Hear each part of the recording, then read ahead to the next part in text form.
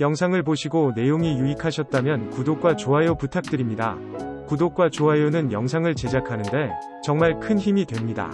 이제 흰쌀밥을 건강하게 먹는 방법에 대해 알아보겠습니다.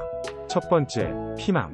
미국의 건강 전문 미디어 헬스라인에서는 쌀밥의 약점을 보완하는 요리법을 소개했습니다. 그것은 바로 피망을 함께 넣어 밥을 짓는 것입니다. 피망에는 다이어트에 좋은 캡사이신이 들어있는데요. 바로 이 캡사이신이 열을 더 발생시켜 다이어트에 도움이 됩니다. 오늘 저녁에는 피망밥을 만들어 먹어보는 것은 어떨까요? 두 번째, 코코넛 오일. 쌀에는 많은 영양소가 있지만 그 영양소 대비 칼로리가 높은 것이 단점입니다. 식이섬유라는 말을 들어보신 적이 있으신가요? 난소화성 덱스트린은요? 저항전분은요? 장 건강에 관심이 있으신 분들이라면 언젠가 한 번쯤은 들어본 단어일 텐데요. 식이섬유는 우리가 잘 소화시키지 못해 칼로리로 전환되지 않고 장내에서 이로운 미생물의 먹이가 되어 인체의 건강에 도움을 줄 수 있습니다. 간단히 밥 짓는 방법을 변경해서 흰쌀밥의 칼로리를 50%까지 줄일 수 있는 방법이 있다면 어떨까요? 쌀을 많이 먹는 인도네시아에서도 비만은 큰 문제였습니다. 바로 인도네시아 자카르타의 의과대학에서 쌀밥을 지을 때 코코넛 오일을 첨가하여 흰쌀밥의 당분이 저항전분으로 전환된 것을 확인했습니다. 방법은 다음과 같습니다. 우선 밥을 지을 때 쌀 한 컵당 약 5g의 코코넛 오일을 추가합니다. 그리고 밥이 다 되면 12시간 동안 냉장고에 넣어 전분의 구조가 바뀌기를 기다립니다. 마지막으로 먹기 전 전자레인지에 돌려서 따뜻하게 먹습니다. 이렇게 간단한 방법으로 칼로리를 50% 이상 줄일 수 있습니다. 세 번째, 반미콩. 반미콩이라는 말을 들어보셨나요? 반미콩은 밥에 넣어 먹는 콩을 말합니다. 단백질 소화율 교정 아미노산 점수는 단백질의 품질을 평가하는 방법입니다. 전통적으로 쌀은 한국인의 중요한 단백질 섭취 급원 중 하나였습니다.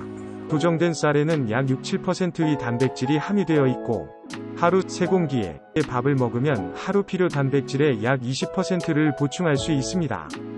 하지만 쌀에는 필수 아미노산 중 라이신의 함량이 낮아 아미노산가가 50%밖에 되지 않습니다. 그래서 흰쌀밥을 먹을 때 이를 보충할 수 있는 콩을 넣어 먹으면 아미노산가를 100%로 올릴 수 있습니다. 흰쌀밥에는 콩, 우리 선조들의 지혜가 대단하지 않나요? 쌀밥을 먹으면서도 완벽한 단백질을 섭취할 수 있게 합니다. 네 번째, 현미. 흰쌀밥을 도정이 덜 된 현미로 바꿉니다. 가장 쉬운 방법 중 하나인데요. 하지만 현미는 수분이 잘 침투되지 않습니다.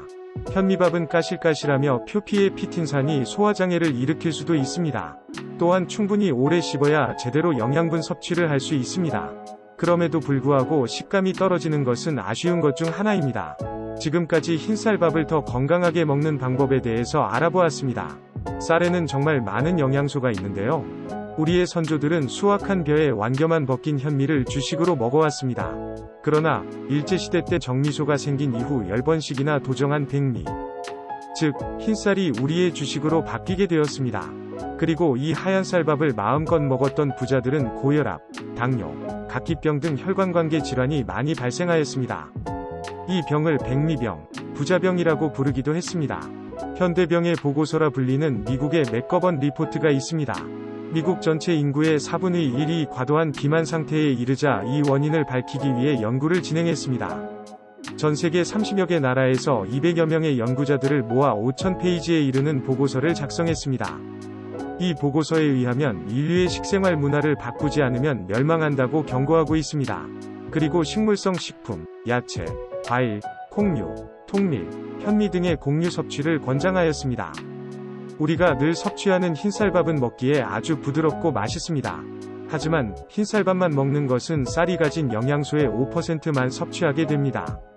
쌀룬과 쌀겨층에 많이 함유되어 있는 비타민과 미네랄, 여러 생리활성 물질도 함께 섭취해야 합니다. 탄수화물만 과다하게 섭취하면 대사산물이 노폐물로 축적되고 산화독소가 발생하여 각종 질병에 이르게 됩니다. 우리 모두 건강하게 흰쌀밥을 먹어보아요. 영상을 보시고 내용이 유익하셨다면 구독과 좋아요 부탁드립니다. 이 영상은 건강정보를 바탕으로 만들었습니다. 알레르기 반응이 나타나는 경우에는 섭취를 중단하셔야 합니다. 그리고 질환이 있거나 의약품을 복용 중이신 분은 꼭 전문가와 상담하셔야 합니다.